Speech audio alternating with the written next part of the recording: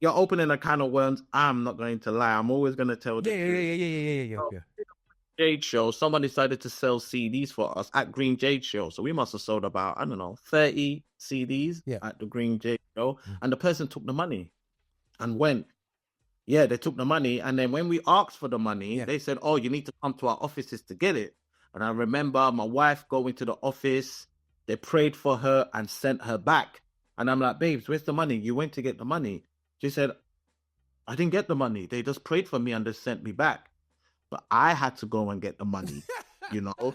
And then that's when I realized we need to be independent. So situations like that very early on, because we were doing this business, and as soon as we let someone in, they tried to change the dynamics and steal from us. So from there, I knew we had to be independent. Affinity Xtra, be extra. The views and opinions expressed in this podcast are personal and do not necessarily represent the views of Affinity Xtra. Yeah, people. This is your boy here, Roger Moore, and Affinity Xtra, celebrating gospel music of black origin. And I'm just going to give a bit of introduction because I've got a show with somebody who we've talked in the flesh, not in the flesh, over the phone so many times. Yeah, that's the days before we used to do all the video chats or whatever. Back in the day, in the scene, in the urban gospel scene, we'll always conversate about, you know, doing it yourself. Now I'll explain about this because you'll understand just having a conversation. This conversation coming up with Femi is gonna absolutely mess me heads for me. I have to. Almost, he was one of the first guys I had to go, you know what, I've got to talk to this guy because Femi is the one. I do video production now, which everybody can see, all the videoing and all the equipment around me, whatever they're still. But you have to realize, I have to put my flowers right here in front of everybody. This guy challenged me and said, allow it, Roger, do it yourself. When I was doing my GR lives, he said, listen, you know how to use Cubase? You know how to use Photoshop? Bring the two together and just do the videoing. Find a program that you're comfortable with. You know what I mean? I started on a little Final Cut Express and worked my way up and stuff like that. But he was using Sony Vegas. You know, people were like, huh? I said, he was like, so listen, just do it, man.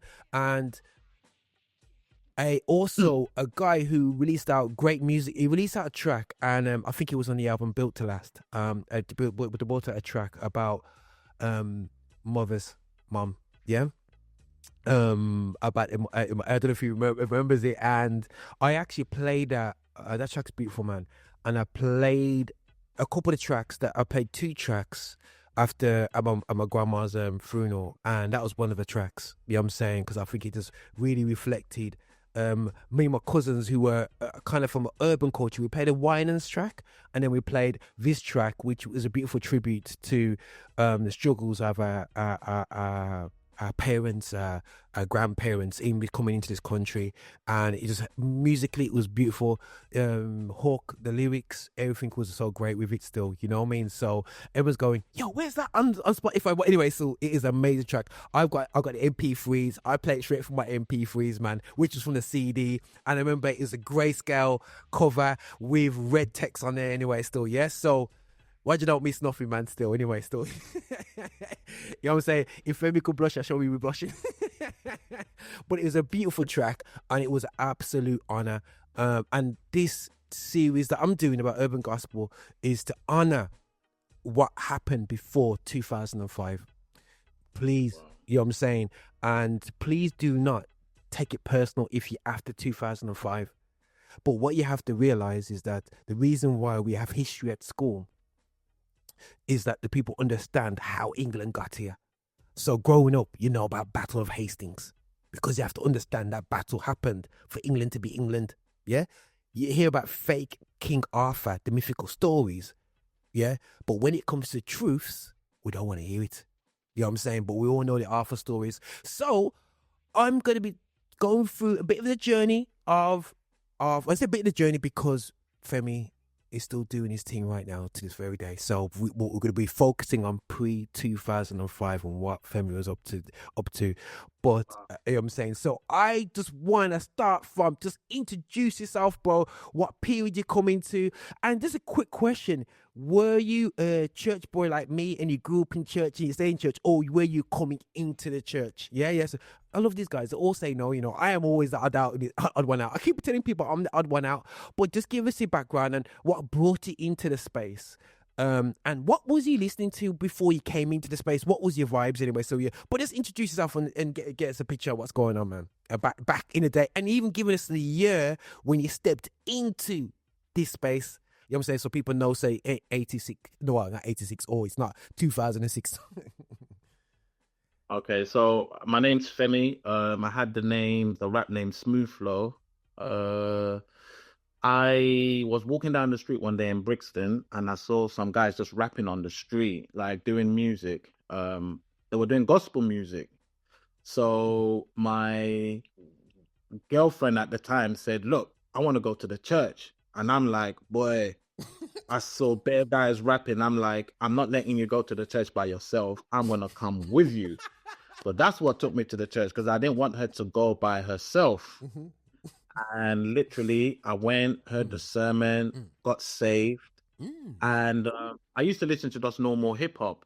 But a lot of the music, it wasn't so much hip hop, it was more like singing, like choir kind of vibe. And I wasn't into choir sound because it's not something I was into. I was only into hip hop music. True.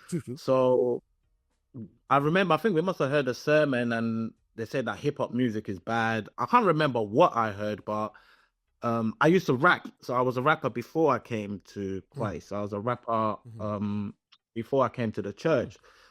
So my lyric just automatically changed as my heart changed. Come on. So as my heart changed, my lyrics changed, but they were still raw. My lyrics were raw. It just had Christ in it, or it just had some of the choruses that I like at church. I just plunked them in there and created new tracks for me because I didn't like none of the tracks that I ever heard.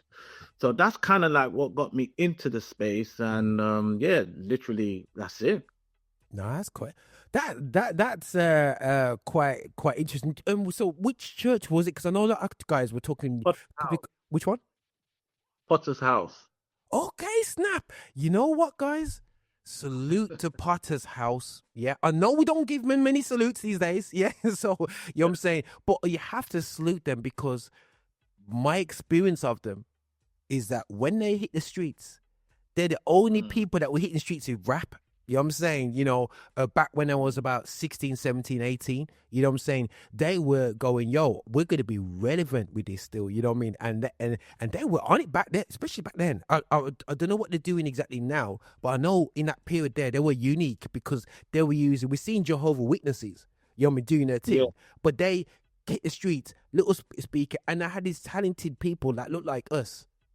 You know what I'm saying? It was like, wow. Absolutely crazy. Okay, that's quite interesting. So, what year was that about? What year was that? 1998. Okay. So then you hit as a rapper now. You hit and you were changing llyrics. Who saw your talent and dragged it into the limelight? Because I saw you quite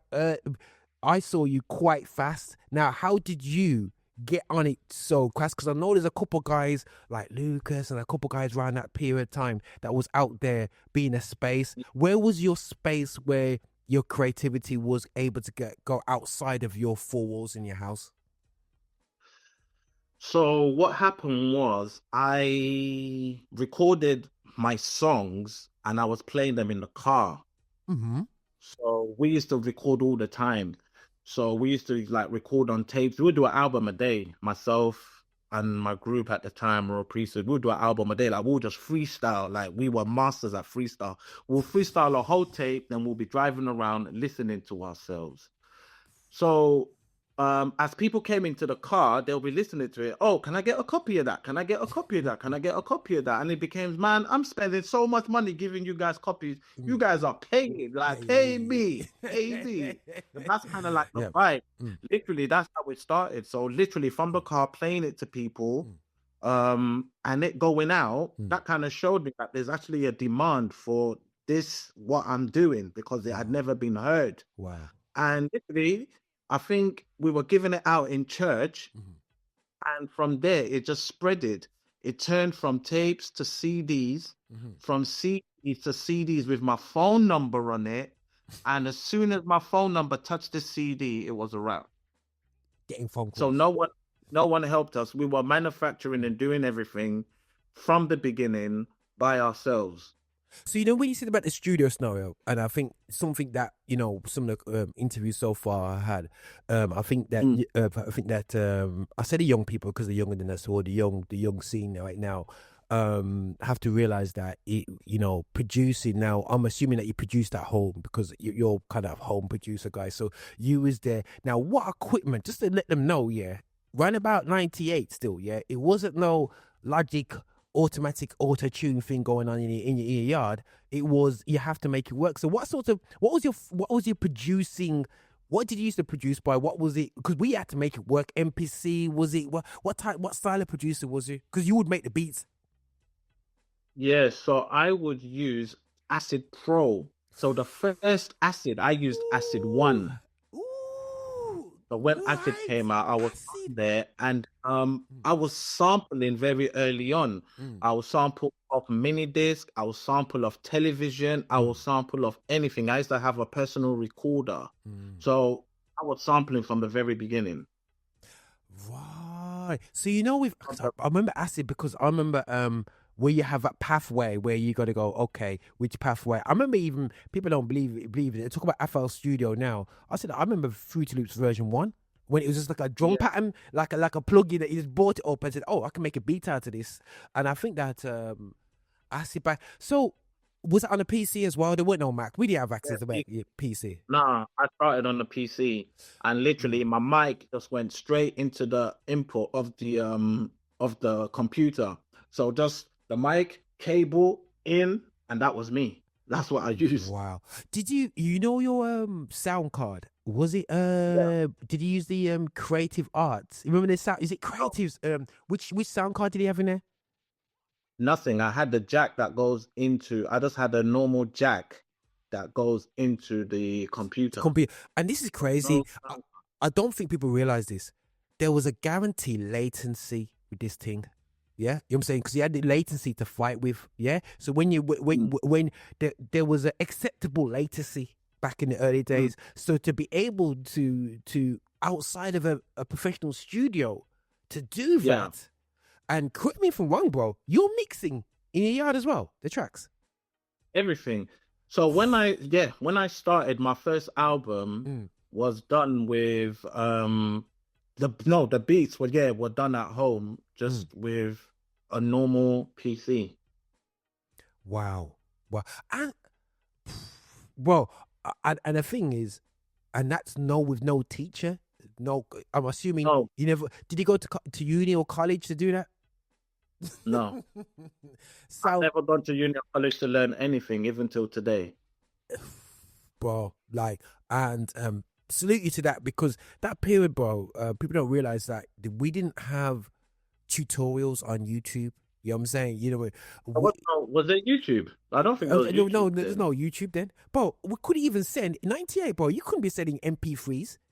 Not them times. Yeah, you couldn't send 3 megabytes. Start sweating. Because remember, it was dial up. It was, you know what I'm saying? So, you know, when you guys, when you had to log into the internet, you would have to go through the telephone line. So you're going to hope that nobody's on the phone call. Sorry if I sound old, but that's back in them days. And you would have it's 56 kilobytes per second was like, woo! You know what I'm saying? But now, we just take a lot of things for granted, being able to do these Zoom calls with so much megabytes per second going on, and we just treat it for a joke and not realize where we're coming from, what we're producing without all we had was instruction manual. And you was using a program, bro, which not many people use as well. So there wasn't a list of people that you can go to. You couldn't go to a big studio that says, they'll be like, oh, we use Cubase Nuendo. And you'd be like, oh gosh, that's no help. You know what I'm saying? There was no one to go to. There was nobody. Wow. You just had to press all the buttons and figure it out. And this does this does that. And you learn to fix problems yourself by trying everything. You learn, you fix the problem. Yeah. You just have to learn. So with no, so you're UK rapper. You're for me. You're the first. I'll say the first batch of UK rap. The UK rap scene that was influenced by true hip hop. In America now. Just to give me an idea, what rappers were you listening to before you came into the faith? Who was your guy? You know what I'm saying, that you'd be like, yo, that album. Probably Big Daddy Kane. Big Daddy Kane. Yeah, I was listening to Kane. I was listening to NWA. I was listening to, oh my goodness, I'm trying to remember. But probably LL Cool J. Okay. Because people don't really give LL Cool J's props as a rapper, do they? They just look to him as an actor now. You know what I'm saying? He was amazing. Yeah, he was definitely amazing. Okay. See, I noticed how Wu-Tang, Method Man. Okay. Method. Yeah. Wu-Tang were out. Redman was out. Redman. Yeah, Redman. Redman was, but you know what? Redman was out. It was interesting. Yeah, he had Tonight's the Night. I remember that used to be on a TV program called The Box. EPMD were out as well, so I was listening to EPMD. Yeah. Westwood had a radio show called Ensign Radio. So if you Google that, Ensign Radio by Westwood, that'll probably give you some days. Okay. So we got a flavor of what you're listening to now. Now you obviously you're talking about radio right there now. So you're now in church now, got convicted, got saved, doing your little raps, linking up with the group there, and obviously forgive me, Smoothflow. I know you're family, but Smoothflow, your name is out there. You got the group there. But you're doing with Royal Priesthood. Absolutely machining this stuff out now, and putting out music now. There wasn't a pathway. We was cutting into a jungle when it came to this. Now, media-wise now, you know what I'm saying, as you mentioned about Westwood at the time, in the late 90s, as a London UK rapper, who was the guy on radio that played your stuff? Who were the people you're going to? In the gospel world, or you had to go to the Manor Road? Who was playing our music from the very beginning? Who was your go-to? You know, when you have a radio person that's got your back, and you would send them before like you're going to get interviewed by them first. Would it any help then? Fitz. In the beginning, it was DJ Fitz. Ooh, DJ Fitz. He was on 51 Xtra. DJ Fitz. Then afterwards, someone that showed us a lot of love. The person that showed us the most love, I would say, was DJ Fitz and Phoebe One. Okay, Phoebe One. Who's Phoebe One? Yeah, Phoebe One was on Choice FM. She's a female rapper. She won the Mobiles. Okay. Was a female rapper. Okay. And then she started playing at Choice FM. Okay. So she showing us love. Yeah, as people that weren't bothered that we were gospel. To them, we were just talented. Good point. So DJ Fitz, Phoebe One, and Big Ted. Who's Big? Now you hit me some names I ain't heard in my life, man. Big Ted. Who's Big Ted? Because I'm a Birmingham guy and we just listening up to stuff. DJ in London. He's a DJ in London. Yeah, I think he was on BBC One Extra or on BBC. So it was a big DJ, and he showed us love. Yeah. So this shows in the late 90s, early 2000s, that we had DJs taking DJ Fitz away, even though he was on a massive platform as well, BBC One Extra. We were getting music through DJs that were not of our faith, and they were playing our music, you know what I'm saying, because of how good it is. And I felt that was, even the releases that I did, with my missus when we did the drum and bass track and all this business, I felt like secular DJs, what we would call them, would play a good track. There was a lot of DJs out there that was looking for that new track, that new vibe, that the talent, that unique for their show and whatsoever. So when I see people going, oh, how do we hit the scene? Create good music, create music that the DJs like. You know what I'm saying? I think that's fundamentally the thing. There's no pretty photo you can put up front. If the beat's slamming, they will play the track. If you say Jesus Christ and they keep 100 about your struggles and this, they'll just say, yo, the track's just hard. Yeah, I connect to it. But this is nothing new when you see it happens now because it was done, bro. When you was walking through the door, We opened the door for that. We opened the door for that. you know what I'm saying? Probably Green Shade Mm. tried to. I think we kicked the hinges off that Okay, early okay. on. Earlier, yeah. We kicked that early on because there was a lot that was happening that people miss out. Mm. I just have to get the years. I've got the receipts. I've got the receipt. But we films. We were in films very early on. I was producing for BET very early on. Now go back in films because Major- you mentioned films Sorry, there, bro. bro. Yeah. And I think Yeah. I must admit, listen, guys, when I was were talking to filming back in the day, yo, the guys going, Roger, I gotta go to these awards, man.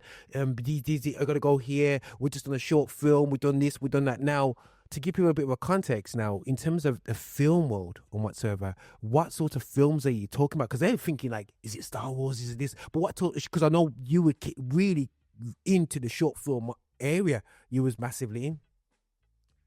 So to start off with, I used to do a lot of shows, and I think a lot of people missed it out. People used to turn up, and I used to pay the artists. I would do a show like in Forest Hill, and in that area, I would get the local people in that area, and these shows cost like £1,000 or something to rent the venue, and we're young. I'll be renting out the Albany in Deptford. I think I rented out the Albany in Deptford twice. And this is money that we were paying for. And I would get a local artist in that area. I remember the artist called Manage to perform because we're in their area. And then at some point I said, you know what? I don't want to pay the local artist. I'm going to do a film. Okay. So instead of, I was going to have the film as my opening act and then I'll perform. But what ended up happening was I put out an album with the film, and the film got nominated for a MTV award. That's how I got into the film. That's it. And then I got nominated, and I'm thinking MTV. I remember MTV Base calling me saying, "Yeah, we've nominated you. We've seen your film." Da, da, da. I'm thinking, okay, this is great. Then I remember they phoned me on the day, and I was thinking, whoa, that's strange, but this is great. There's no way I thought I was gonna win anything. I just thought, right, I'm nominated. I'm going to MTV because I've never won anything before. I go there, and I've seen all there's about 500 movies that they had, and I'm looking at all these people, and I'm thinking like, wow, this is great. I never thought I was gonna win. So I'm just sitting there, and then they said the winner is, and then they named me, and I was just in shock. But that boosted my confidence, and I think they gave us £1,000 or something. Yeah. But that just showed me that I can get into the film world, and it's a viable thing that I could do. But I never did that intentionally. I only did it to save money. What year was that? About I remember, you know, that was about 2007, 8, right about that, when you got that award. Like Yeah. like Yeah, I remember. So go. Okay, you talk about the film award. Let's go back a few more stages. Yeah. Now, yeah. let's go back to the album making because I have to salute this because the album elements now. So you're producing stuff, you're setting off the back. You could say events. Events is the key way that we sold back in them days. Yeah. How often were you doing events in early 2000s, like 2001, 2000? Every weekend, every other weekend, we were performing and selling CDs every weekend. Sometimes we would have to split as a group because we've got 2 shows in one day. Wow. We did that a few times, and I'd go and rap by myself, and the other 2 will go and do a show somewhere. Every other weekend.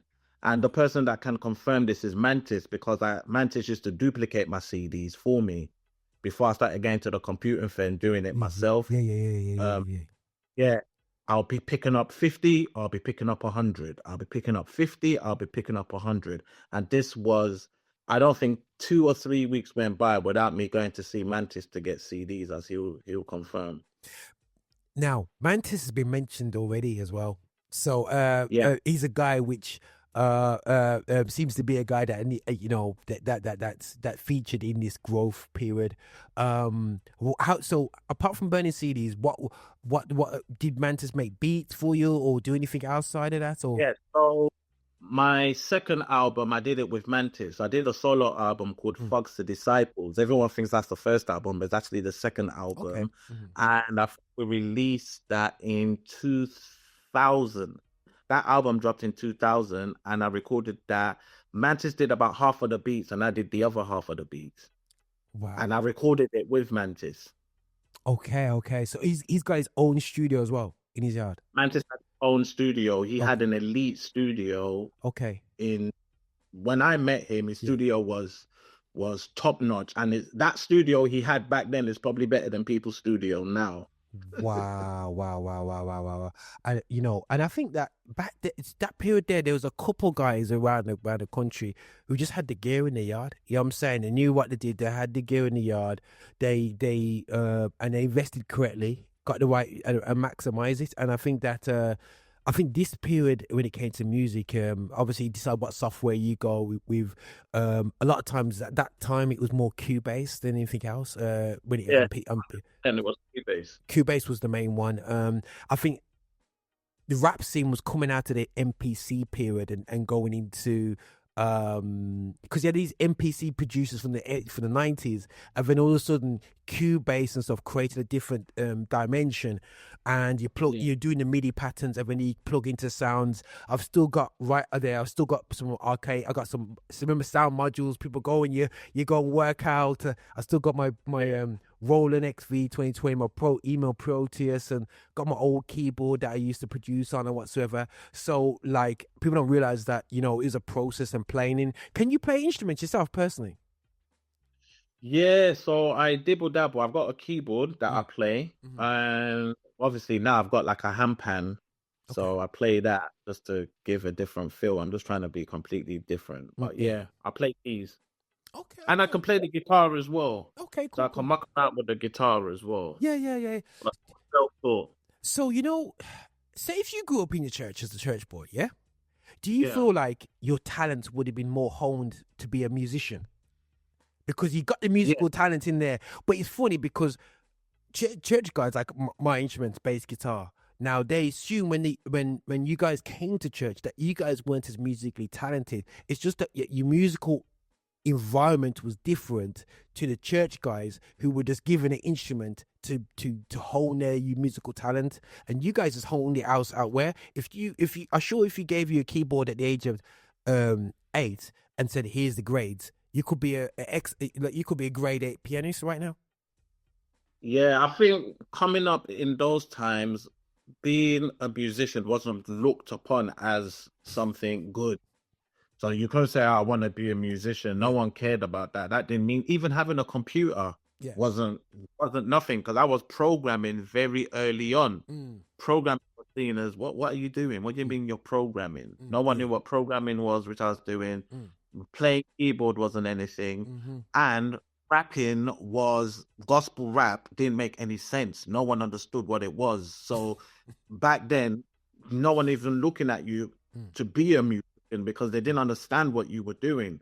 Like rapping, what is that? It's not what you said. Yeah. Didn't get it. No, no, 100% they didn't get it. Did you have? I know at Partisans they're very passionate about evangelism and so on. How were they when you were? Were they comfortable with the fact that you guys were performing every single week and going out there and whatever? Where they were going, okay, right, it's full. Yeah, I knew it. No, so I had a problem with the growth. When we started, it was good. When it was kind of contained within the church parameters, it was good. But as soon as it started to expand, then there was lots of issues. Then it's like, you know, what do you mean you're rapping? What do you mean you're going to a festival or you're performing in a club or all of that? So it just became an issue very early on. Very early on, it became an issue. Wow. Well, did it get so did you have to leave to combat the toxicity, or you just carried on and just said, yo, this is my church and they keep doing what I'm doing? No, we had to leave we left. I mean, after 2 years, we left, went to another church, and more or less the same thing. Just being a musician and blowing. People can't handle that because you're not so much controllable because you're experiencing different things. You're doing pretty well. You're financially doing well. You're creating your own business, and nobody understood the pressure of actually creating a music business because there wasn't really a music business to model after. So they didn't see the pressure that we had to go through doing invoice, burning CDs, paying Mantis, getting these CDs, Yeah. and then we would manufacture the CDs as well. Mantis will only burn them. Yeah. I would go to the computer fair, buy the cases, Of course, yeah, buy yeah. the paper, Yeah. print the thing, cut it, put it all in, package it up, send it to whoever needed to buy it. I remember there was a shop in Croydon that would buy the CDs and sell them, but I can't remember what it's called. It was a gospel shop. Yinka used to buy my CDs off me. Yinka, Okay. UK You got UK gospel, yeah. UK, and he would review it, yeah. He'll review, put on his remember Moon Fruits. He had his Moon Fruits Yeah. website, man. Got UKgospel.com, man. Great, a great. You know what? It's another guy I need to talk to. But go on. Another thing is CDs used to start selling overseas. Now you got people from America buying your CDs. You got people from different countries buying your CDs. So the whole landscape is now changing. And then you're sitting in a church or you're sitting with people that do not understand that as a young person, you're actually running a corporation. But it's not seen like that. Like, it's not seen as a real business, but it was a business because we were coming back home Yeah. with a bunch of money like that. So no, 100%. So going abroad now? Now I've had to sell music abroad back in the CD days. This is before everything else. I used to utilize bus shop as a way of hitting the film. How did you get your stuff out there, or was it direct with you and you have to send the orders to people or distributors? How did it go? So for everything we did, we've always been direct. It always had to be direct. And the reason it had to be direct was because we were a family. Yeah. So we didn't want to be exploited as well. Some people tried to exploit us, But we started realizing, what, if we're going to do this, we're going to do this legit. And you're opening a can of worms. I'm not going to lie. I'm always going to tell the truth. Yeah. Jade Show, someone decided to sell CDs for us at Green Jade Show. So we must have sold about, 30 CDs at the Green Jade Show. And the person took the money and went. Yeah, they took the money. And then when we asked for the money, they said, oh, you need to come to our offices to get it. And I remember my wife going to the office. They prayed for her and sent her back. And I'm like, babes, where's the money? You went to get the money. She said, I didn't get the money. They just prayed for me and they sent me back. But I had to go and get the money, And then that's when I realized we need to be independent. So situations like that very early on, because we were doing this business, and as soon as we let someone in, they tried to change the dynamics and steal from us. So from there, I knew we had to be independent. That was the independent route. That was like partly what birthed us doing it on our own. And the thing is, standing alone, right, in a scene where you got like, especially the wave that you came in, you got the guys like Blessed Man and all these gifted guys just before yourself hitting the scene, and then you had like so Green Jade, kind of going a different pathway but rising at the time and everything. What you doing your path, because you kind of stood out because you weren't really part of any group, and how you explaining things, you were just the group, your family group, and you just delivered what you did.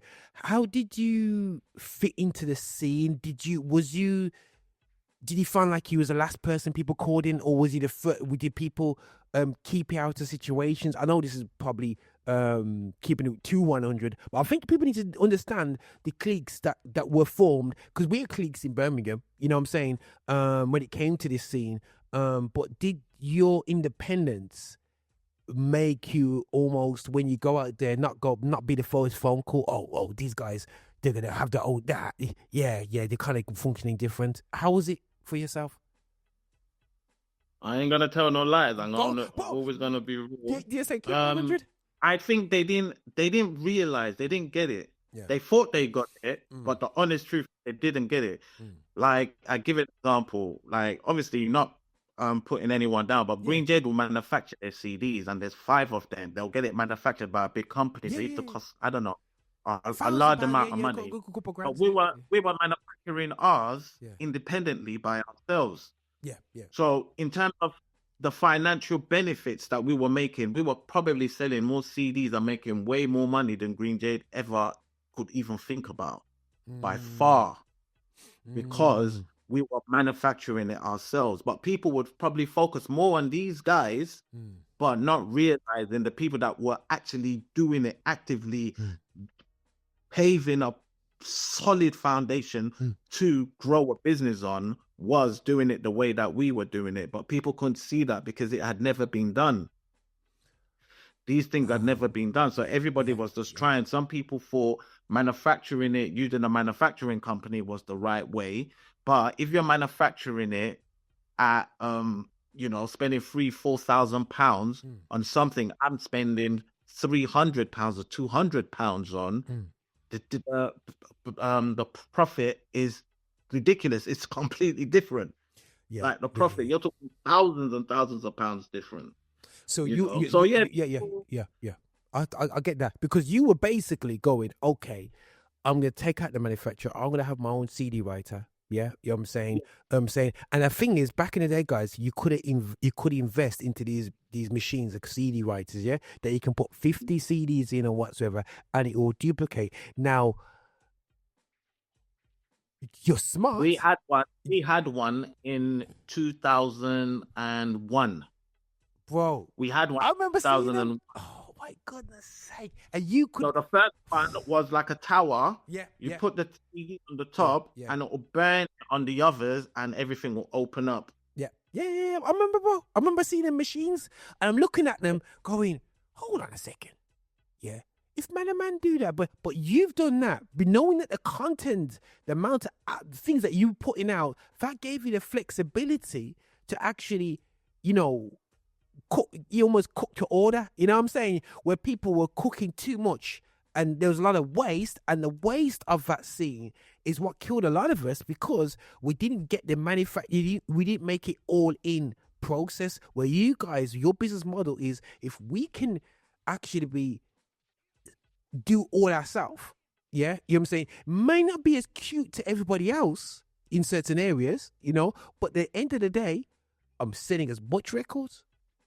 We're responding to culture, we're responding to demand, and we're responding to a sound. Now, some of the hardest things you could do back then, I remember with the US side, in terms of responding to a sound of hip hop, they would take a year or two before we even see it on the shores, because of the process. Now, you could respond to a sound, and I know you did. You would respond, right, this is what we need to do, and then you would just do it. And then within a couple of weeks, you'll see it out there, because you produced, you recorded, you mixed, you mastered, and you burned all within house.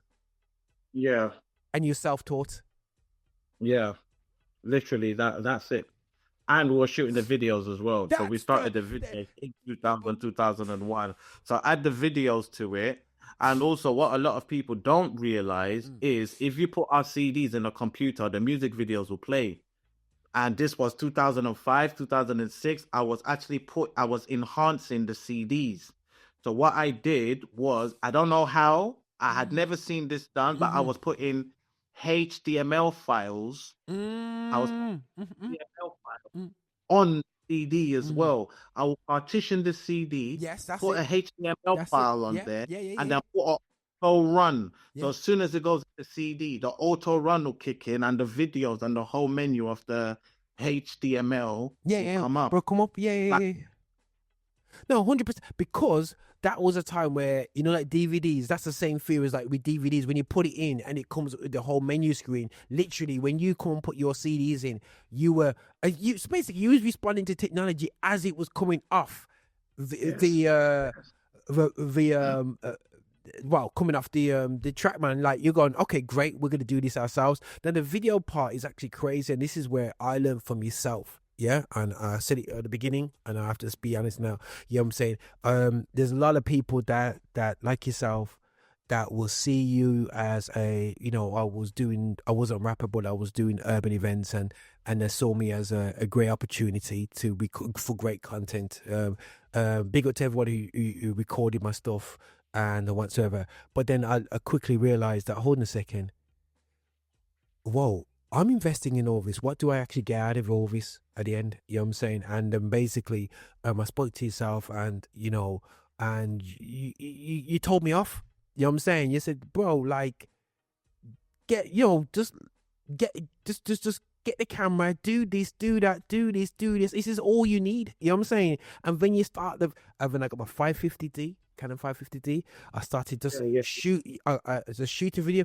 You told me to get the 50mm lens. I got the wrong one though, because you had the 1.8. Yeah. I got the more expensive one, the 1.4. Even what was great, bro. You know what I'm saying? You know what I'm saying? It's always smiling. Everyone's going, watch out, are you an elephant? You remember all this old stuff. But the thing is, what you have to realize is that a great skill that you can have is absorbing information that's around you, and you had a great skill with that, bro, because that's enabled you to respond. Like, I built up a podcast studio before podcast studios were the thing.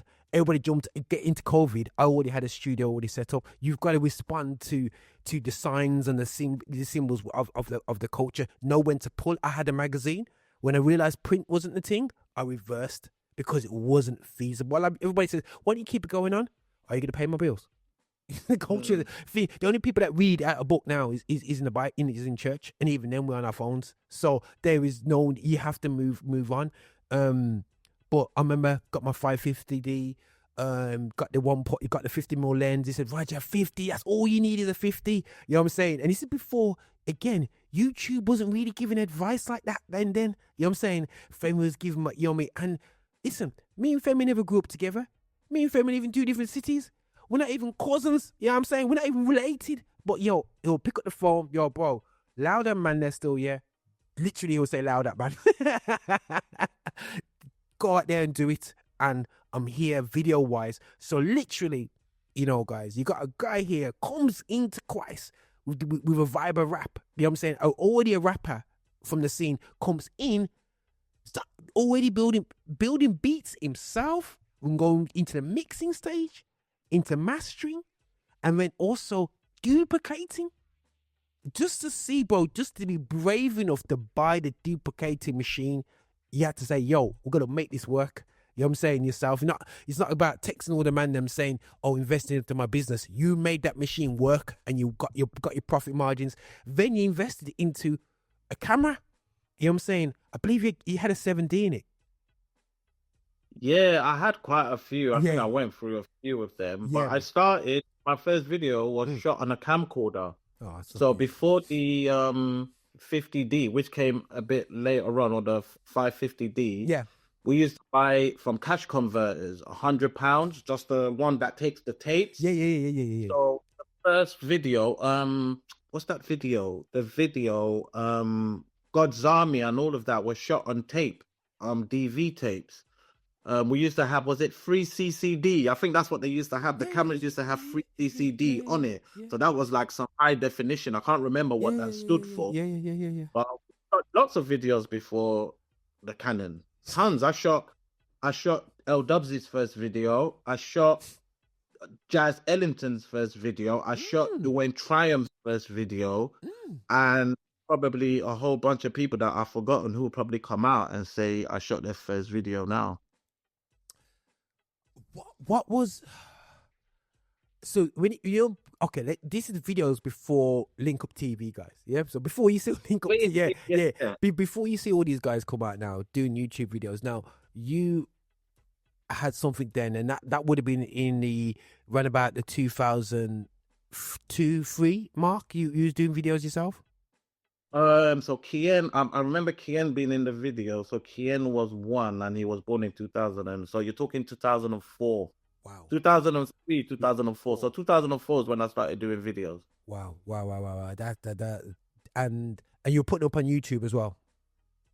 because I'm thinking it was wasn't YouTube. Revelation TV. Revelation TV. Wow. They used to have something called R Music on Revelation. So I would be sending my stuff. I mean, I would literally be sending them a video every week. Every week. Wow. Hey, you got a new music video. Wow. Hey, I was on that channel so much, it was ridiculous. And they would show me love and put the videos on. Some of them were not the best, but I was just trying to get out there. Yeah. Oh, bro, Yeah. and I think when we look at even American old videos and stuff, they're very simple. They're very and I think that's just technology at the time. I think now people abuse the fact they're using mags and fancy 4K video, 4K day cameras, and I look at the iPhone now, and I said to the person, I says, you know what? I said to some of the young people when I train them, I says, see this iPhone? You can have the biggest camera. I can still outshoot you on this iPhone. Yeah, it's not, you know. So you know, you got to have that creative edge, and I think that, you know what, bro. Sometimes people the talent and to have the ability to understand how to record, guys, you got to know when you want the person to give you ad libs, and when you're delivering yourself, you got to know when ad libs coming in. You got to get the vocals, and then you got to mix. You got to understand how much reverb, do the beats. You created the beat. It's very hard to mix your own created beat. Yeah, and then to go into mastering stage, you know, these are all things which the industry created to almost spend a lot of money, and a lot of people doing anything, you know what I'm saying? And there's something that really vexed me when it came to mixing is that these guys, when I first had experience of these big studios, you go in and bro, they overgas these processes. Yeah, mastering and man will say, yo, a grand a track into master. I said, bro, are you gonna laugh, bro? You know what I'm saying? You know me. And they said, you go there and it's perfect for radio. And I remember I sent a track to Yinka one time to play on the radio, and he messaged me, wow, mastered. People didn't know I mastered it. Yeah, but you didn't realize. But I'm thinking these areas have been overhyped, and bro, I salute you for just even having the guts before tutorials, before AI, to actually have the perseverance to actually pick up these art forms and actually go, you know what, I'm gonna do it myself. Looking back now, bro,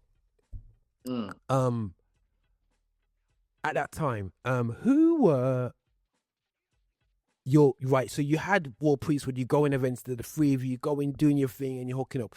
Who were the people that were, you would say, left to right in the gospel scene at the time? You were going, yeah, man, I'm loving that work, that were influencing you or even driving you to be better? Because sometimes I like a scene that drives you to come out with a better album. Who was driving you to be, yo, man, they come out with that beat, yo, it's good, write them, but you know what, I'm going to come out with a better beat, you know what I'm saying? I'm going to come with it, because I think people don't realize that actually pushes you to another... As an artist, you mean? Yeah, artist, yeah, at the time. Okay. Or was it more secular? Or Americans? People are not like this one, but I didn't feel anything until Gems came. God entered my soul. Gems. He's an artist. James, you mean James in the UK or James in America? James in the UK. God entered my soul. I'm trying to remember James, you know. I think I can remember him. I did about 7 music videos for him. When Gems dropped is when I felt like, oh my gosh, this guy is absolutely outstanding. Because I liked almost every track and he was really good. Like, he was really good. Where was he from again? James, I don't know exactly where. I think it was from Peckham, Lewisham. He's got lots of videos now. Yeah. God Entered My Soul. That's his name. Wow. I remember James. You know, bro, you've just triggered a memory right there. I remember. Because there's James, I think it's James, something like James in America. But I remember James UK. You know what I'm saying? Yeah. I remember. Hey. And stuff. Yeah, Gems. I mean, Jahazo, he had tracks because he never really had the kind of album that I felt, because I like real raw hip hop. Yeah. But definitely Jahazo had tracks that I was feeling. And Judah from Green J, Judah had tracks that I was feeling. Yes. So they make me believers that this thing can happen. And Yeah. No, that. The Zion Noise album, Zion's got an album that they never put out. I think I've got a copy of it. That also made me a believer. Hold on a They second. were Zion really, Noise had a compilation album that came out. Yeah, I remember that one that came out. Yeah, and yeah, you're telling me no, that. they had one out of the system. Wow. They never put it out. They never put it out, but it was absolutely outstanding. That's what I called. That was the it. That was it. But they never mixed it. They never put it out. There was always a reason or something. But that, if that saw the light of day, that would have been on a Wu-Tang level. But it never And came out. just hey, that's my biggest frustration, bro, with some of our guys in the creative scene, is that you're a doer, you're a bit like me, you're a doer. I hate it when people do that, you know, bro. When when a producer says I got 300 beats on your on their computer, you're like, bro, that's nothing. You know what I'm saying? That's the biggest waste of time ever. You know what I'm saying? Yeah, Get them, 100%. get the stuff out there, and there were producers like that will just stay in the yard, produce a beat, dash it away. So that's no good to you. You might as well sell it for 1 pence, you make more money. You know what I'm saying? You know me, get it out there, and then you'll get better every single time anyway. So you will produce a better beat. You know what I'm saying? So that's a shame. Oh, why that is? Let me tell you why a lot of people had that problem. It's because they never had the experience, and then when YouTube came out, they're watching like Birdman, they're watching Puffy, they're watching all these people who tell them it's meant to be like this. So they're walking down a path of Americans and the success in a different market. It doesn't work. So you can try and do that Birdman, or you can try and do it like these guys because you're watching these DVDs and this documentary, but you're in a completely different place, and the dynamics here was completely different. Yeah. You know how to navigate. Yeah. No one really figured out how to navigate here. So we didn't have social media. Just having your phone number on the CD was a major game changer, because CDs end up everywhere. Yeah. And that's how we went up and down the whole country. And the thing is, you literally did. And I think that you raise a point. So, you know, when you're talking about, did you get any love from the Christian CCM scene? Did you do any festivals of that, or you just created your own pathway outside that? Or did you get entangled in doing green belts and festivals, Soul Survivor? We did a few, but most of our shows were actually in churches. Okay. Majority, we did some festivals. I remember we performed at Nottingham Carnival. A company called In the House. They were based in Oval. They were a distribution company. I remember them, In the House. Yes. Okay. Yeah. So we used to go on tour. I think his name was Idris. In the House, and he used to have a shop in Ruak. Yes, He used to sell CDs. Yes, Ruak house. I used to send magazines to him because he would put my Gospel magazine in the house. Yes. I think we did a lot of the festivals with him. Okay. Yeah. Okay. That's testament to you what you're graphing out there, because I think sometimes when you guys get brought to the table from a Birmingham perspective, obviously we never saw your social media, so I'm thinking you must be doing pure nightclubs and stuff. So, but you guys were doing churches as much as he's doing the club scenes. Yeah. Both. Wow. Because I thought you was doing more club scene than anything else, because your knowledge, the way you function, was more like a rapper, secular rapper at the time. You put in, and no offense to our guys, but you was actually putting a lot of work in, like you're around them circles, like you was around there.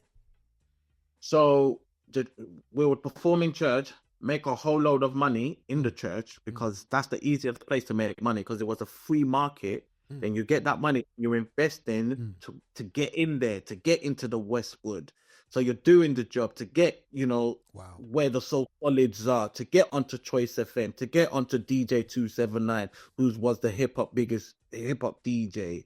So we were using money from one to invest to penetrate a lot more in the other side, and trying to do things that had never been done.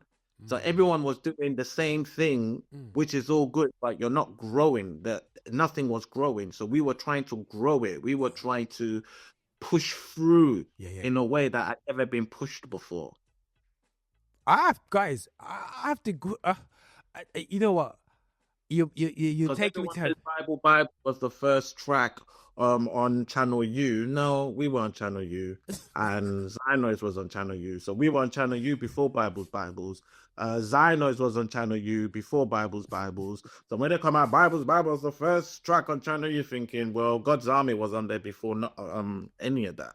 Yeah, You had the track God's Army, which was shot on a DV tape. So don't really know what that's about. So they've got their history a little bit mixed up there. Well, issues defined by a generation of victors, and I think out of yourself making it viable, making it music videos option, it gave Inspired A, and I haven't spoken to CP Andy about this, but it's Simply Andy brought together an amazing bunch of guys, came up with a track concept and got them together, and it did a real cool project, cool thing. Yeah, brilliant job. You know what I'm saying? Absolutely fantastic. You know what I'm saying? He got some guys, and they did, and it was almost like there's a new wave of technology to music videos, and the way some of the extra stuff done, and he kind of utilized that with some young video production team. But you know, it's the way it goes. But ultimately, before that, because YouTube wasn't the one to really hit hard before, but you guys were on the channels on their channel. You getting into West, like bro, like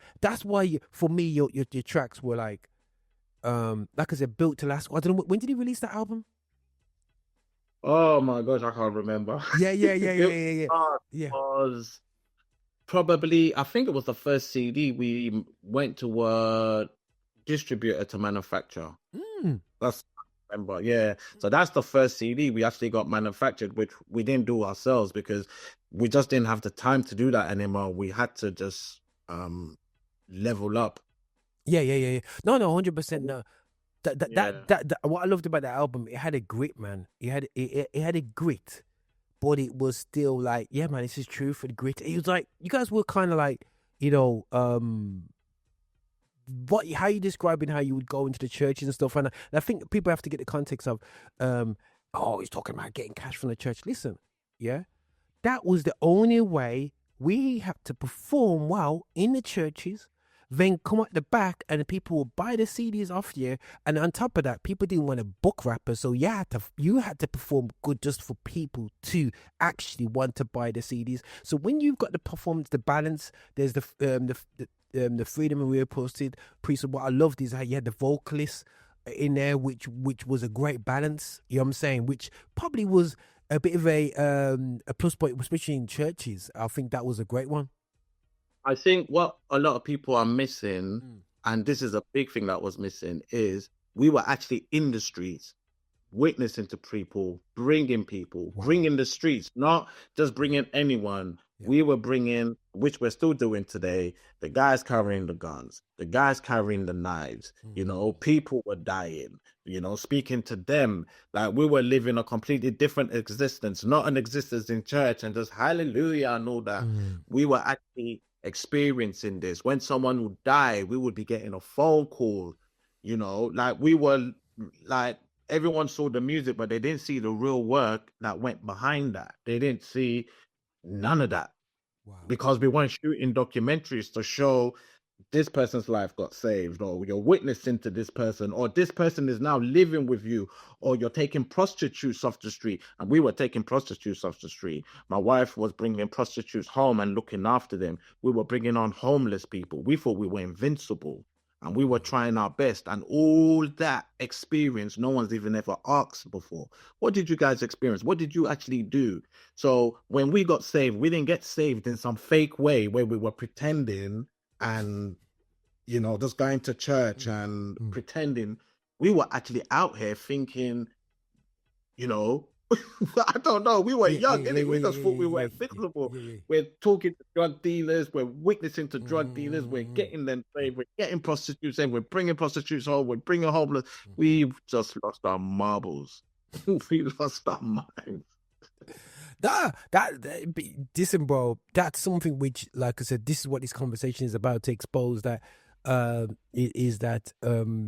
the real side of ministry, you know, a lot of what people don't realize is that what you do on the stage is such a small percentage of what it is. And when I work with people, when I talk to people, I can tell the people that go on stage, and when they come off the stage, bro, they stink.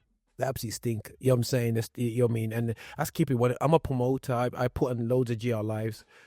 Every artist that come into GR live probably don't even realize I'm the promoter half the time, because I don't really walk like I'm the big man, and I don't walk around. I will have a little hoodie in the corner, and I'll be just doing my thing, and I'll be just observing people. And there were some stuck up people back in the day. There still are going to be. I think there's always going to be that sort of person. But sometimes, you know, people have opinions about people, which are falsely put on there. And I think that I have to be honest and say that Royal Priesthood was one of the not totally misunderstood, but a misunderstood group back in the day in the urban world, you know, and that's sad. But unfortunately, your resolve, your focus, pains through that. You know what I'm saying? And this is the real conversation, bro. Because you know this is why it's the edge. Because you know 100 will. I think that you know one thing I get as I get older, bro. You know, is sometimes you look back and people have conversations what happened 20 years ago, and you're thinking, you thought that about me? You know what I'm saying? What you chat about? And I feel that your drive to be where you at now, bro. Yeah. If you'd looked left and right and diverted or took time out, you wouldn't be here where you are now, bro. I think it's always my calling. You know, I feel like this was my calling. Like I came here to do what I'm doing now. And I feel a lot of people, they're doing it because it's glamorized. There's the glamorized part. And when a lot of people came, they came for the glamour. Now I'm successful. I'm a rapper. I'm this. So a lot of people came because of the limelight. It looked good. But when we were doing it, there was no limelight. There was no look good. It was just a case of authentically want to serve God, authentically want to come away from this to do this. And we came with that energy, or we came with that vibe. Like we just want to make God proud, God music that we like. Yeah. And then when it started looking good, when it started making money, everyone came and they all started doing gospel industry, and it just turned into a show-off thing. It turned into a show-off thing. And I just felt like at some stage God broke it back to if you love me, you're gonna do it. If not, just do your thing, you know. Yeah. And I think that the one thing I'm talking to a lot of the older guys and people by their fruits you shall know them. You know, you see a lot of people start up, do this thing, come up with some bangers. Bro, how many bangers artists have you seen at 22, 23 that smash it and that actually come with some big man tune? By the time they turn 25, where's my youth? Oh, yeah. You know, it's gone missing, you know. You know what I'm saying? Missing. Oh, he tried to break the scene, go secular, and then you don't see him again. You know what I mean? And there was a lot of that. A lot of that. And it's not to say that that should stop happening. It will happen. But, you know, ones who's still standing doing their thing, it's blessed. Doing it. You said it yourself. You said by the fruits you will see them in terms of this thing. So at the end of the day, if you want to help people, if you have a heart for people, you're not going to stop having a heart for people. You know, you're always going to want to love on people. You're always going to want to support people. It'll always be in your DNA. If you're a musician, you don't quit because the industry is hard. You will just keep doing it and putting it out, even if it's just going to be 10 people that are going to love it. And I think I got to that stage where if it's only 10 people, I don't mind. I'm just going to keep doing it because I love it. And that was what was just pushing me forward. I'm going to do it because I love it. I'm not doing it for nothing else. I'm only doing it because I love it. And what you find is a lot of people, as soon as the glamour is not there anymore, as soon as everyone patting you on the back is not there anymore, they quit because they were never meant to do it. They did it because of the adrenaline, because of the patting on the back, because of their ego. That's the reason why they did it. And as soon as it wasn't a cool thing to do anymore, they're gonna say it's maturity or getting older or life, which for some people is that. But mostly, as soon as the adrenaline and the patting off the back and the ego is not being stroked, Yeah. they jump ship to something else now. No, A no. podcast, Yeah. uh, whatever's the new thing See, now. you know, the one to be big. And there's nothing wrong with that. Yeah. Everyone could do what they want to do, Yeah. you know, but that's just the reality of life. But everybody who has great success, unfortunately, know what they're gonna do and do it. People that are always chasing after gold. I always say gold rush is something that people need to understand. What you have to realize, do you want to be the person who goes to where the gold is, or do you want the people to be the person to find the gold? Whoever finds the gold will take 80% or 90% of it away before you get there. So when you see Femi do a certain style, by the time you reach there and you try to copy it and you just about get perfected, next style's out there. So do you know what you're called to do? Go hard with it, and you know, as you said, bro, if you love people, when it's the people, creativity is a people thing. You know what I'm saying? Because you give, you give, and you don't always get back. You know what I'm saying? And it's good to love people. I think, I mean, one thing I would say is one needs to have inner peace first. You know, you have to be comfortable within yourself. You have to have that inner peace. You have to be happy and not use these to make you happy. Because a lot of people use all this to make you happy or to get your status or to stroke the ego or whatever. And I think that's where it becomes dangerous. You have to first really know yourself. And a lot of people don't even know the process of even doing that or finding themselves, you know, to really be happy with yourself. I think when one is in isolation, or a lot of people that go to jail or prison or sit by themselves really get to know who they truly are. And I think once you know who you are, you can do all these things, because regardless, people throw contracts at you, you just read it and say, you know what, I don't think this is worth it. Something is telling me I shouldn't sign this. By most people, as soon as they got it, if I sign this, it's going to stroke my ego. More people are going to see me. Yeah. That's why most people end up signing bad deals and contracts, you know. Wow. Yeah, you know, for quick, you talk about, okay, so we can mention it, guys, and I think that's something which, you know, as we're coming down now, but the mentoring thing, yeah. Now, has artists come to you and says, yo, Smoothflow, I need to be mentored, but I need you to manage me. I need you to mentor me. Have they? And if not, if they have, how is it? Because I think there's always been a breakdown between our generation, and I feel like when I look at the younger generation coming through, they're making stupid mistakes. Yeah, where we would have not told them to do that. We would have said, "Yo, sit down for a couple of weeks before you go and do this." But they seem to push out a track, like 10 tracks saying the same thing, and it's almost one where you have to go, listen, go back onto this, go back before, you know, just need an experienced head. Have you had artists that approached you, says, yo, can you manage me and whatsoever? Lots. So I'll tell you what I do. I open their mind up by giving them the same skill sets I have. Example being L Dubsy. L Dubsy is an animator. I taught him how to animate and I taught him how to edit. He's just one person. But I can list off an artist. When they come to me, I never sign an artist. I always tell them, if you're going to come to me, I will teach you how to be independent. I'm not going to fish for you. I will teach you how to fish. Yeah. Not only L Dubsy, you've got D7 Music. He was doing gospel. He's my same skill set as well. So I actually give people my skill set, basically.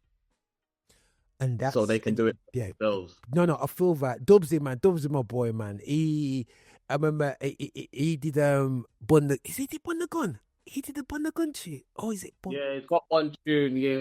Is it Another tune. Yeah. Bun the Gun. And I remember you saying me, yo, watch out, I was doing it on my computer at home and just mini disc and 2 mini disc and the craziness that, and he just created up a crazy tune. He was a great guy. You know what I'm saying? You know, he's a great guy. You know what I'm saying? Good. I've done a podcast with him the other day. So I still talk to him regularly. Yeah. I used to take him with me. Me and him shot Blessed Man, a couple Blessed Man's video when I was teaching him how to edit. You know, Yeah. So there's a few of them. The ones that come to me, I give them everything. Yeah, man. Yeah, man. Because bro, you know you, and it's what I'm saying to people. When you know you, people can go, yo, you say, yo, this is my things. You know what I'm saying? This is how we do it. This is how it is. If you want to go this pathway, yeah, you have to put in the work. You know what I'm saying? You know what I'm saying? And this is how to do it, and it's not easy. You know what I'm saying? It's not easy. You know what I'm saying? No, it's not easy. It's not. But people don't want to give that information to people. Another thing is people want to hold on to that information. I'm not going to teach you what I use. I'm going to hold it to myself. No one can create what you create. We're all different. So whatever I'm creating is not going to be what you're going to create. So I'm not going to sit here and hold. I'm not going to teach you how to edit. I'm not going to teach you where I get my samples. I'm not going to teach you. And that's the mentality everyone have. And that's another reason why I personally believe that you won't get blessed when you have that kind of mentality. So when people say, and it's honestly true, give and it will come back to you. But it's a spiritual gift that a lot of people can't master because they're giving with a purpose to get back. Yeah. It's skill. It's a skill. Yeah. It's a spirit, like just being godly, being spiritual, really walking this path. Yeah. It's a skill. Yeah, but bro, I said to somebody, and in that phrase you giving it will come back to you. I said to people, says, you know what? Still, yeah. When you understand, I said I look at things through. I give through the lens of Christ. My debt has been fully paid. Yeah, fully paid. Mm-hmm. So I'm already out of overdraft. Yeah. So when I give, yeah, you know what I'm saying, guys, it's actually already come back to me. Because from a Christ perspective, and God knows in your life, I said to a young person, like I said to him straight, I says, if God showed you something when he's a teenager and it takes 20 to 30 years for it to manifest, you got a problem with that? And he says, yeah. I said, well, you done? You know what I'm saying? Come off the path. When God showed me this stuff, bro, what I'm doing now, when I was 18, yeah? A man said, yo, it's going to take you 2 decades to even get two decades and a half to even for man to go, oh, that's Roger Moore. He's done, you know what I'm saying? Man was like, yo, forget this, man. I'll just go and work and just get 6 figures and do a job, got engineering degree and just do my thing still, you know what I'm saying? But to have the perseverance creative wise, yeah, it's like you said, it goes back to what you said. You got to have it in there before you go out there. And I think that's that part there, bro.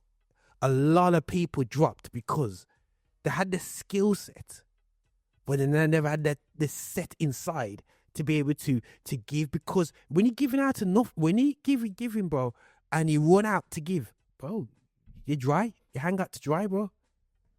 Yeah, because you have to care. I mean, I personally, this is my personal belief, to make the gospel, to do gospel music, you have to have a passion for people. You have to be able to talk to people, because if you do the music properly, you're going to touch their heart. If it's genuine from you and it's not a liar-mony, because a lot of people rap liar-mony, if it's really coming from you, you're going to touch their heart and they're going to come to you and then you're going to give them your experience and you're going to impart something in them that probably will change their lives. No, 100%, bro. You did, and I think, guys, you know, you'll be listening to this podcast going, well, yo, this is a guy. You know, for me, you bro, Smoothflow is a guy that nobody like. For me, you don't get the props, bro. You know what I'm saying? You don't get seen as even like on the scene, but you just kept your head down. Yeah.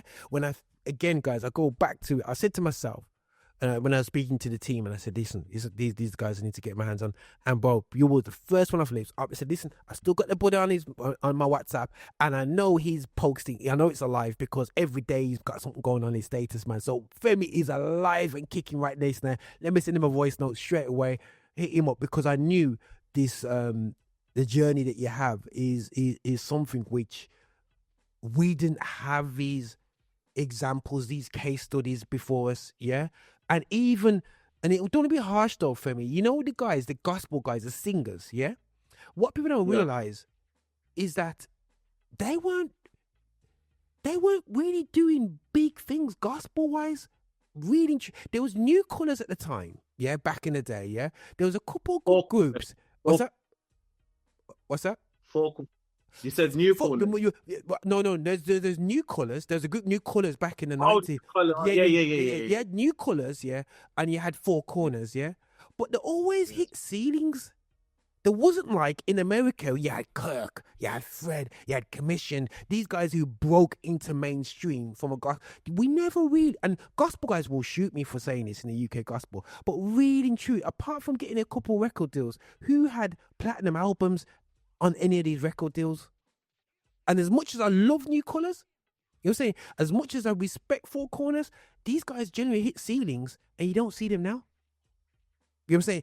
And when you was coming, we didn't have creative music pathways of success based on UK born people breaking it and getting record deals and getting this and going big. There was nobody really there. There was a couple guys go, oh, Roger, we got a record deal. Yeah, but what happened with it? You know what I'm saying? Well, and there was great music produced by us, but likes of yourself and a number of guys out there, you almost went forward with it, did your thing, went into the jungle, no paths, and said, I have to get to that mountain. Yo, got my machete, I'm gonna cut this thing down, and you pushed your way through, bro.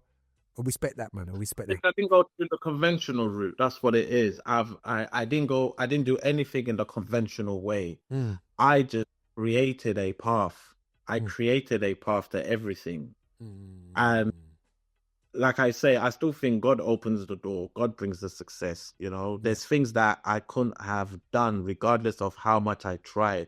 But I think consistency and a good heart will open doors, because I think my kids opened a few doors as well, you know, with them going viral and all of this. Yes. And there's things that you keep to yourself as well, but success will come. So I know everyone thinks that I should be bigger or I should have done more, but what they have to realize is some success is held quietly. I mean, I've held a building in bank for a whole year. You know what I'm saying? And I've helped lots of people, lots of organizations that come through, ran so much. So it's a case of sometimes you just have to be silent with your success. Yeah, man. If people ask, you tell them. But I think that God came through. I did win. I got more than what I bargained for, way more than what I bargained for. I'm more successful than I ever thought I would be. I gained more than I ever thought I would be. I'm not struggling for absolutely nothing. It's just that everything is not seen to the world. And I'm not only in the UK, you know, I do videos for Pete. I did Gary Taylor, who's based in America. I done animation for him. I done an animation for Royers. Bro, So you've just walked into this animation thing and you just take even fashion. I seen you touch into fashion, bro. You know what I'm saying? You know. So once again, all this goes back to being a good person and being humble, because there's lots of things that people do not see. But yeah, I think once people work with people they like, and that's it. And sometimes, life is more than just the music. The music scene is huge. The music scene links to the fashion. The music scene links to the movie, document, venues, tutorials, digital marketing. It's huge. Crazy. It's huge. Crazy. No, that's blessed. But and this is what we want our youngsters to understand. Like, yo, you're just approaching it from trying to get 1,000 views. You know what I'm saying? If you approach it from a bigger perspective, guys, your mind's be open. And I'm just hoping that this podcast will be almost a beautiful archive moment to salute Smoothflow, Royal Priesthood. You know what I'm saying? And like, you know, I have to say, yo, that track, man, that Built to Last album, man. I have to salute that Built to Last album because, like I said, I can remember it, looking at it, the grayscale, the red, just blatantly Built to Last red on there, and I was like, yo, like this. And when I played that track, man, you know what I mean? I just, you know what I mean? It's weird. What you're saying, I hear.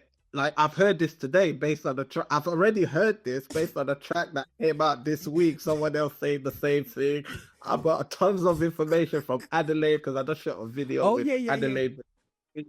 and everyone's getting mad about that video. Mm-hmm. I just got a guy named Scanduce's video. I think he's done like 52,000. We did digital marketing. He wanted something completely out of this world. So, I mean, I think there is a scripture that must say that success comes from God. God opens the door. So sometimes people might not see the door that God opens, but only you can see it. So I think God gave me the respect that I feel like I deserved. And I in my heart, I believe that I got it.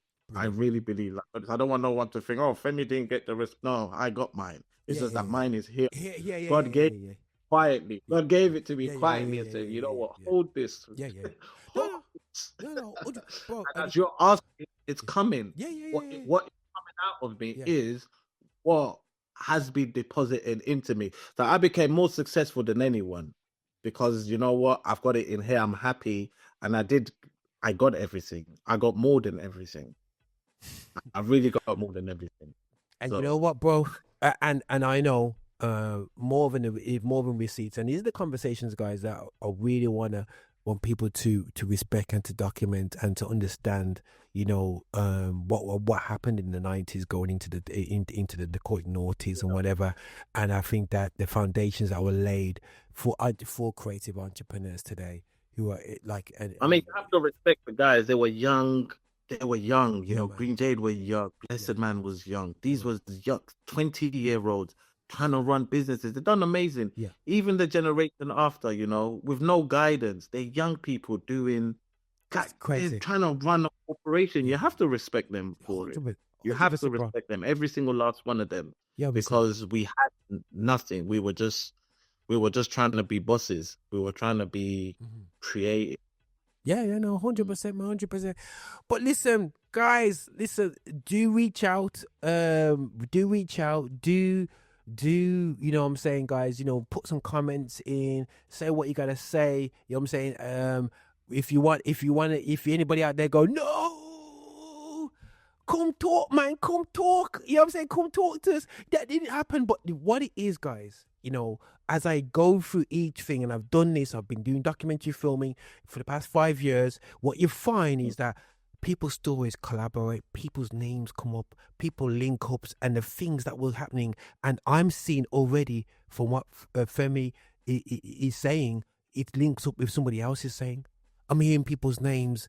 I'm going, oh my gosh, I remember. Oh, this person said this. So guys, you're going to enjoy this journey. You're going to see 30 to 50 videos, hopefully, because I believe the guys that are silent now will be going, nah, I'm going to say my story now. So that, you know, because, you know, we come from a driven world about my truth. So hopefully I want everybody to actually say what they had to go through, the processes, because there's learning in that. And our community is great for dying with gold. And we want to change that concept, and we want gold to be get passed on to the generations, and we want to put out that gold now. That's why we're doing this. This is what here at Affinity Xtra. This is what we're passionate about doing, documenting the impact of UK rap in the scene. Not from 2005, and no disrespect to 2005 or onwards, because I was part of the actively in the scene from 2000 onwards, doing my thing, breaking barriers. But before then, I honor and respect the guys that did this out of nothing. And this is from the early 90s going into 2000. Salute all to you guys, and respect to Smoothflow to come in here. I'm going to play 2 tracks. I'm going to find that MP3 and crank that track and listen to some cool flows from back in the day, early 2000s. This is how we do it.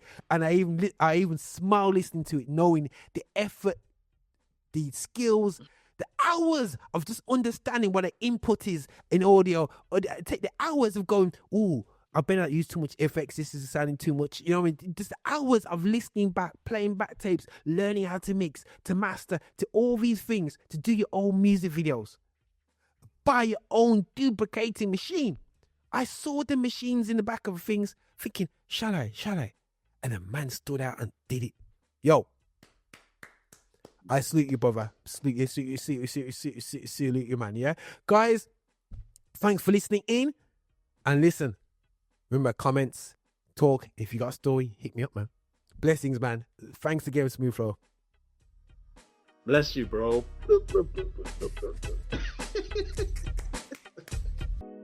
Hey, this is your bishop. This is your bishop from Rock Solid. Thank you so much for watching us on YouTube. Thank you so much for clicking and subscribing and also sending these videos to other people as well.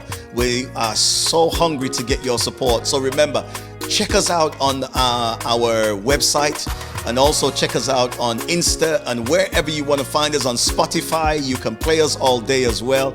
And just make sure that you are supporting this channel, that we are developing our agenda towards music of black origin, and that is gospel music with a message. So please walk with us on this journey. Bye now.